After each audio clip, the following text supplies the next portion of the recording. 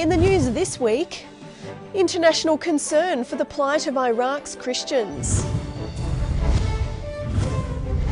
Calls for fairer pensions in Australia.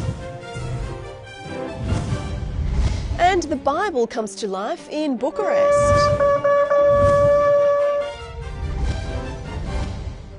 This is InFocus Christian News and Current Affairs. Hello, it's great to have you with us. We've got a packed program ahead of us. James Standish will be in a bit later to unpack some of the religious freedom issues to do with what's going on in Iraq. And I've got a question for you, Danielle. Hello, by the way. Hello, Kent. Is alcohol good for your heart? Well, not for mine because I don't drink, but I've read something along the lines of red wine being good for your heart. Yeah, a lot of people seem to think it's true, but Sue Rad, our resident dietitian, says there's been a major new health study that's challenging that perception. Yeah. There you go. It's very interesting for sure, Kent. But I'll tell you what, if you guys are a bit of an 80s tragic like me, you might be getting a bit excited about our special guest today, Peter Cousins. Yes. If you were a fan of Sons and Daughters back in the day, or even A Country Practice or The Sullivans, you'll be interested to see Peter Cousins, who's in to talk about his directorial debut, a movie with Cuba Gooding Jr., Danielle, about the transatlantic slave trade and the Underground Railroad. Yeah, that's right. And there's an interesting twist about the Underground Railroad in today's news, Kent. OK, we'll look out for it. All yours. Thank you. Major religious organisations have expressed their concerns about the atrocities committed against Iraqi Christians and other minority groups by the so-called Islamic State terrorist group. The extremists have now taken over Karakosh, Iraq's largest Christian majority town, as well as surrounding areas in the country's north, sparking another mass exodus of about 250,000 people in just 72 hours. The United Nations says Christians, the Yazidi ethno-religious group and Iraq's Turkmen minority have all been targeted. The UN has received reports of women being made sex slaves and child soldiers being recruited. Religious leaders, including the Archbishop of Canterbury, the Pope and the head of the World Evangelical Alliance, have all spoken out publicly against the violence. The head of the Seventh-day Adventist Church, Dr. Ted Wilson, said the targeting of religious minorities is particularly concerning and that the church will do its best to assist people who have fled their homes. Meanwhile, Assyrian Christians around the world commemorated their annual Martyrs' Day, many of them not realising that while they paused to pray, fellow believers in their Nineveh homeland were experiencing a fresh wave of violence. Islamist terrorists have also struck again in northern Nigeria, where it's believed around 100 people were killed in the predominantly Christian town of Gwoza and surrounding villages. According to Morning Star News, threats were received from the Boko Haram extremist group in the weeks before the attack, in which bombs, guns and knives were used to kill men, women and children.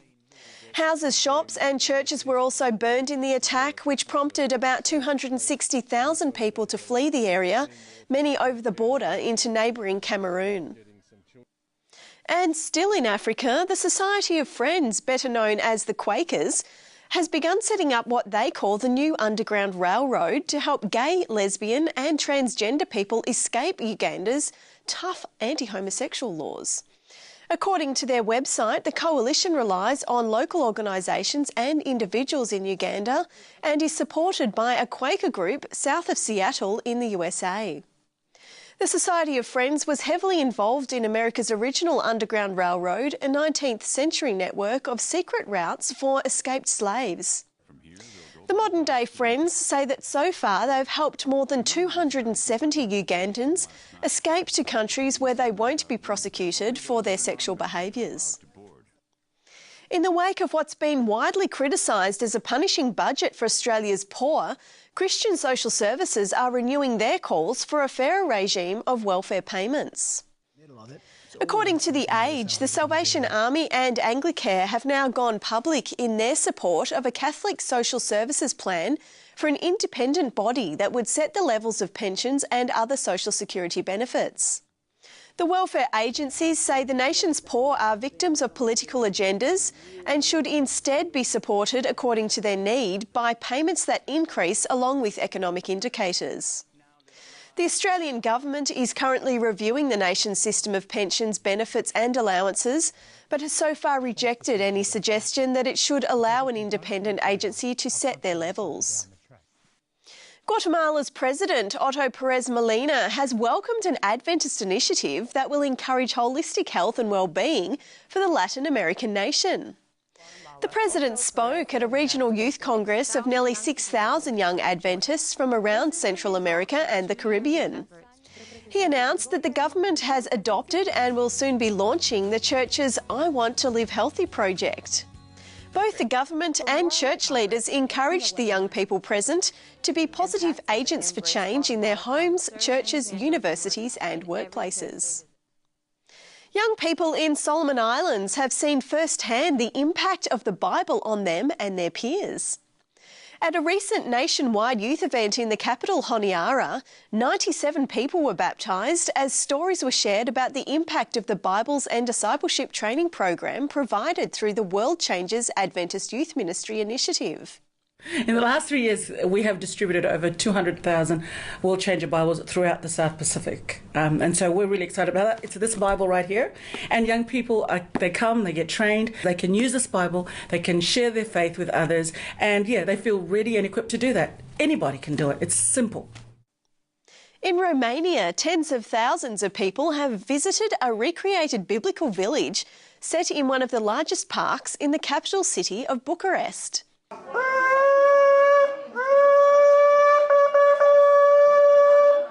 Some 500 volunteers staffed the village. Visitors learned about biblical principles, sampled food and registered for free healthy cooking classes.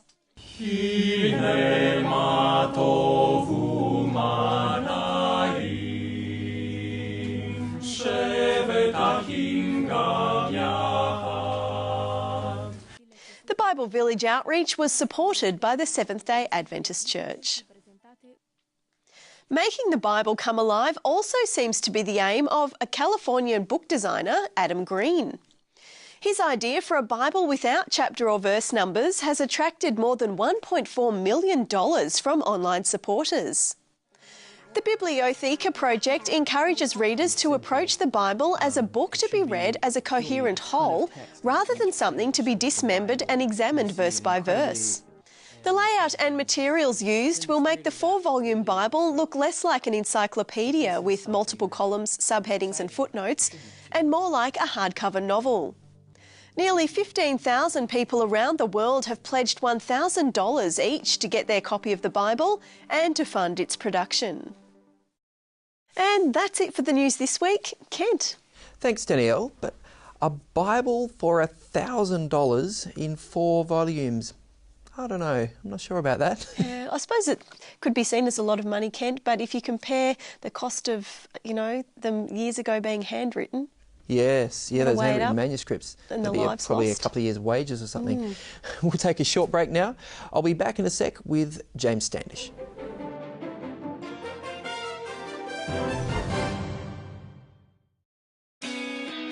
Planning your future can be a daunting task. What you want to do, who you want to be, and the road ahead can often be unpredictable. No one really knows what the future holds. Avondale. It's education designed for life. Hello, welcome back, and it's great to have James Standish with us again. How are you, James? I'm doing well, Kent. Now, James, we heard in the news earlier the dreadful situation in Iraq right now with what was it, 750,000 people leaving the Kirkuk area in a period of like 4 days, 72 hours. There's just been a tremendous pressure on religious minorities as ISIS, the Islamic extremist group, has come through northern Iraq. This is an area where a lot of Christians live, a lot of Yazidis, some other minorities like the Turkmen people as well. Now, what you should know about this, Ken, is this is not a surprise. Yes, it's headlines today. This is not a surprise. When I worked for the U.S. Commission on International Religious Freedom, I was executive director there, as you know. Back in 2008, we did a report on this, and I'd invite our viewers to go and look at that report. Just look at U.S. Commission on International Religious Freedom, look up the report on Iraq, and what you'll see is all the precursors for this happening was well documented, as well as steps that could be taken to prevent this crisis. With what could have been done to Well, avert this? there was a lot of things that had to happen, including constitutional and legal protections and integration into society, also security protections that were necessary. Most of those steps were not done. We went up to Capitol Hill, we went to the White House, we talked to the national security advisors there in the White House, and there was a lot of interest in Iraq, but most of the interest at the time was getting out. Yeah. And people felt like, well, you know, we've done our bit, people have died, it's time to get out of this place. The problem is that wise heads on both the Democratic and the Republican side, before we went into Iraq, that is we, the coalition of the willing, that's America and Australia and the UK and so forth, before we went in there, were saying, if you go into Iraq, this is a very complicated ethnic and ethnic soup, and once you crack it open, anything's possible. Yeah. We're now seeing the anything is possible, and it is really terrifying. The Christian... It's pretty worst case scenario stuff. This is a worst case scenario. Yeah. Christian population, Christians were once 8%. 8% of Iraq. Tariq Aziz, who we remember as foreign minister of Iraq during Saddam Hussein, I'm not suggesting that was a great period by any means. Sure. He was a Christian, though. Well, and that was the way that they integrated back then. Well, the population has gone from 8%. It's about 1.5 million. 1.5 million or so. Now they're down to about 450,000. Wow. And so just imagine, just those few years, we've lost over 1 million Christians from Iraq. And of course, we're at a point where the ability of Christianity to survive in Iraq is really a big question mark. In fact, I'm rather pessimistic myself. So James, you say the emphasis has been on, you know, foreign troops getting out of Iraq, but now we've got, you know, airstrikes, US airstrikes. That's right. Is more military action the answer? Just briefly before we finish. Well, we're in a complete mess. Probably military intervention is necessary because how else do you stop the genocide that's going on? Our only hope now is to get the rest of the Christians out and find them places to live, like Australia. Yeah, if they need help, we should be there for them. You're right. Okay, thanks, James. Pleasure. We'll go now to Food in Focus with James Toogood. Look, if I was to tell you that this glass of pure mineral water contained asbestos, do you really think I would be drinking it? Of course not. And yet the Cancer Council of Australia has released a position statement exploring how one of the most popular beverages contributes to... Surad, thank you so much for coming today. Every time I learn something from you. The position statement revealed what? Well, a position statement was on alcohol and cancer. Alcohol. And we now know that alcohol is a proven cause of cancer. Any amount of alcohol will increase your risk of cancer. This most but the popular more you of drink, Aussie beverages. the worse it is. Yeah, so there is no doubt. In fact, we've known for 20 years that alcoholic beverages cause cancer. They are graded as grade 1 carcinogen, meaning proven in humans, no doubt there. But you hardly ever read about this in the newspaper. Yeah, very few people know. And for example, the evidence is convincing for cancers such as breast cancer. Okay. Few women know that. For cancers such as throat, you know, sort of the neck area, pharynx, larynx, the esophagus, that's the food pipe. It's proven in men for colon cancer. It's also probable in women for colon cancer and probable in terms of liver cancer. So lots of cancers are linked with alcohol use. And so this position statement has really scoured the evidence to make some clear recommendations. Maybe we don't hear about it often because it's not really a party conversation topic, is it? No, and if you look at people who both smoke and who drink, it's even worse. The situation gets worse. Well, for example, if you're just a drinker and you drink regularly, you have an increased risk of the sort of the mouth and throat cancers by about 6 or 7 times. If you're a smoker, the same sort of thing applies. But if you both drink and smoke heavily, you have a 35 times increased risk of cancer. So there's some sort of synergy. Together. Yeah, they work together. Two baddies working together. And this same principle applies to the other risk factors of cancer, I guess, does it? So well, it can if drive... you're susceptible to colon cancer, alcohol will multiply so for it even example, more. alcohol helps you gain weight very rapidly. Okay. Gaining weight rapidly in obesity is strongly linked to cancer. That's one of the mechanisms through which it works. And there are several others for which we know. what is reported in the paper, and you do see this often, you've probably heard about it yourself, and that is, isn't it true that red wine is good for your heart? Well, actually, the Cancer Council Australia says that the existing evidence does not justify promoting any alcoholic beverages to reduce the risk of heart disease, even in small amounts. And it basically says that the evidence is very weak, and that in the past a lot of the studies have misclassified former drinkers into teetotaler groups.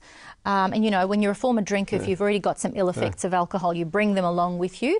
And there's also what they call confounding, some residual confounding, meaning that you might have just had a healthy lifestyle and that's helped to keep you alive and healthier, but you might have been drinking alcohol and that might still be causing an effect. These scientific bodies are not religious wowser groups, are they? No, they're not. So even the National Heart Foundation, or Heart Foundation as they're called these days, does not recommend taking up drinking to reduce your risk of heart disease. Neither does the World Health Organisation. Well, they've got vested interests. Many people, even some in the medical profession, dare I say, you know, own vineyards. So they need to sell wine. But the evidence does not justify, as the Cancer Council Australia says, any need to promote alcohol to reduce your risk of heart disease. There's lots of other ways to reduce your risk, such as a good diet, exercising, stress control, you know, drinking water. All of these other ways can lower your risk without raising your risk. But there's still one burning question. Everybody wants to know how much. What are the guidelines for alcohol? For cancer prevention, none. They're basically saying to avoid it, preferably to avoid it. And if you need to drink, the National Health and Medical Research Council of Australia says no more than 2 standard drinks on any given day. And 2 standard drinks is not very much. It's extremely small. But if you really want to be healthy, as I mentioned, there's lots of other ways to be healthy without having to take something that may raise your risk of cancer. Pure, clean, asbestos-free and alcohol-free water. It's still good for you, isn't and it, good Sue? for the heart. Yeah, I'm going to enjoy it now. Cheers, guys.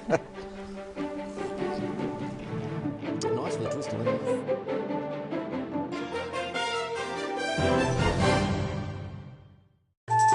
Want to know the answers to your deepest questions? Log on to discoverycourses.com. 15 totally free courses discuss spirituality, lifestyle, archaeology and health. Make your personal discovery today at discoverycourses.com.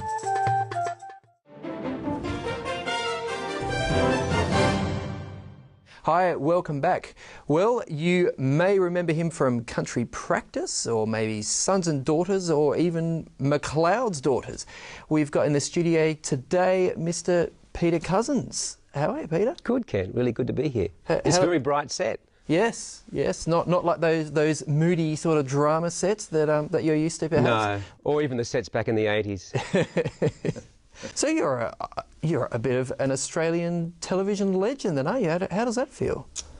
Look, it makes me feel very old, because it was some time ago that I was on television a lot, and that was sort of during the 1980s. So it was sort of a halcyon days of television, actually, with lots of series like Cop Shop and Sons and Daughters and The Sullivans. And there was a lot of local drama, wasn't there? Yeah, and The Sullivans as well. That was very long running. We were kind of mentored as young actors too by older actors. It wasn't such a youth-orientated soaps and things. They were much more eclectic casting and generational. So I remember great training ground. I remember sitting down with the whole family, you know, watching Country Practice, and you had some very old characters there and some young characters, and it was a good family soap. Yeah, absolutely. And it's the focus has kind of gone in a slightly different way these days. So far as acting is concerned, you're a bit of an old hand, but as far as... An old ham or an old ham? Well, I'll leave that up to you, Peter. Probably an old ham. But so far as directing is concerned, you're looking at your debut with this new movie, Freedom. How was that? Directing? Oh, thrilling, you know, and to come across from another performing arts discipline was very exciting to do. And luckily, I mean, this film was made in America. It was a great opportunity and a great and very respectful time from them in terms of, because I was obviously pretty challenged, I expect, by the prospect of doing something like this. But I discovered a whole lot of things I didn't know I knew. Yeah, such as? And well, just dealing with the technical side of film. Sure. If you haven't done it from a particular side of the camera, it could be daunting. But I actually realised that a whole lot of stuff that I sort of either instinctively knew or had absorbed over the years. And so much of being a director on a film is really sharing a vision and managing and leading people towards a particular goal. So the movie's called Freedom. And it focuses on John Newton, who we saw in the movie Amazing Grace as an old man. You know, that beautiful moment where he's, I was blind, but now I see. And actually, he is blind at that stage in his life.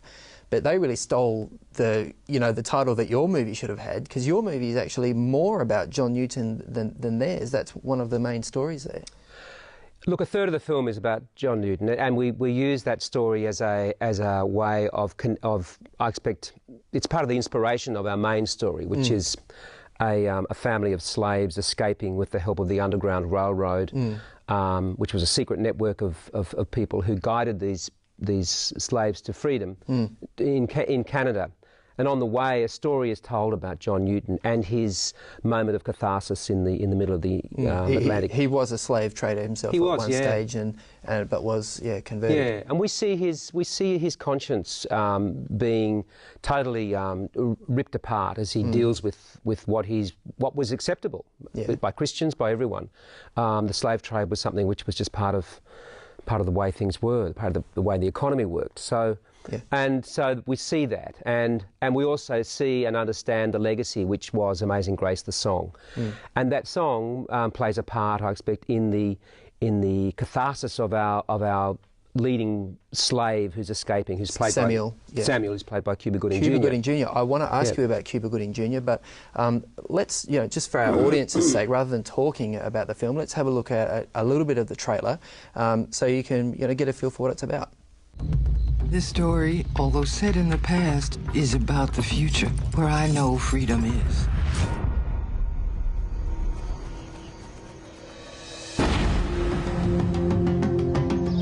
Freedom, Samuel. God willing. Sammy, you have to trust. Now they gonna run us down, Nessa. They gonna beat us again. They gonna put the collar to us again. Faith. I'm tossed in this wide world. I don't want you to go. Mary, I'm simply the captain of Barton's ship. I don't own it, nor the cargo. No hope have I for tomorrow. They're taking food! What is he saying? He wants his freedom.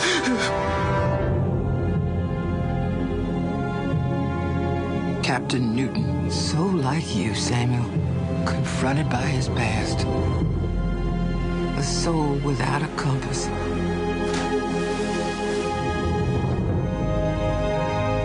I am a man. Am I not your brother? Well, that just looks fascinating, Peter. How did you, a first-time director from Australia, manage to hook up with Cuba Gooding Jr.? Well, we asked him to be in the show. It's just a matter of, ask and ye shall receive, as they say. Okay. So, he had a look at the script and he liked it. He had some time. It was fortuitous, really. He's done a lot of real-life drama, hasn't he? I think, the Ben Carson story, Gifted Hands. I saw one the other day, Radio. Yep. The Navy Diver, can't remember what that's called off the top of my head, but he's done a lot of sort of real-life, human dramas, and really powerful. So he was excited about the script, was he? Yes, he was, and he's very committed to the idea of the story. And it was, it's an interesting story. We have these two time periods, and we have tall ships and trains, and it's a chase film as well. We have baddies chasing the slaves on horseback, and a few gunfights and all that sort of stuff. As well as we have 11 songs in the film, gospel, bluegrass, and of course Amazing Grace. And hymns, And a couple of hymns, So it's a very it's an interestingly constructed film, but also it's powerful, I think, because of the nature of the music inside it, which is kind of holds the soul of it together. I mean, music was used so much as a device for hope, particularly amongst the slaves, and we used that device in the film. Wow. So. Would you see this as a spiritual film? Does it have a spiritual message?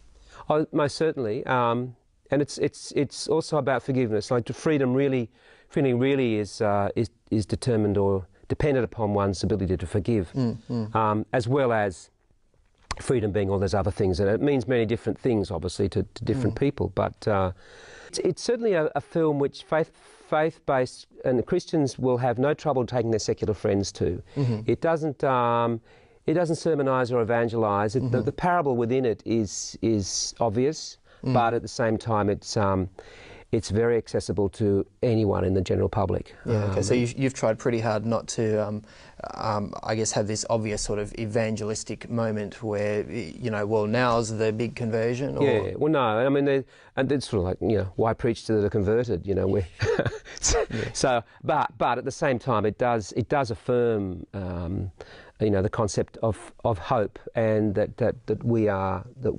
with, you know, can overcome. What sort of response have you got so far? Like, because you've been doing some preview screenings and, you know, test screenings and things. Yeah, I mean, I've been around the country doing some pre-screenings, and it's been really wonderfully warm, wonderfully positive. People are very moved by the film. It also has some social justice issues within it. The film obviously tells a story about slavery, but which is still an issue today, sadly. Which is still an issue today, and we, at the very end of the film, and I won't give it away, but there is a very powerful connection that we make as filmmakers to the issue of human trafficking, and we hope that that will help to bring a greater awareness. And we've combined with a couple of major human trafficking organisations like A21 and Destiny Rescue in particular, and others who are really getting behind the film because they see its power to change people. Okay, so when should we see this film in cinemas? In Australia and overseas? Yeah, it's having its world premiere in Australia, which is unusual, from the 21st of August, and we encourage all of you who want to see the film to go on that first weekend. And in elsewhere around the world? Elsewhere around the world following, yeah. We'll go to America and Europe and South America. Thanks so much for your time today, Peter. Thanks, Kent. Real pleasure. And we'll be back straight after the break.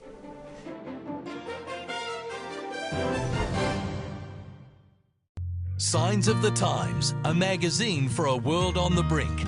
And this month in Signs, best-selling author Max Lucado on facing life's challenges. Why should human beings have more rights than animals? There's danger in staying permanently connected to the digital world. 10 fun and healthy activities your family can enjoy together. All in this month's Signs of the Times. Subscribe to Signs today and change your life.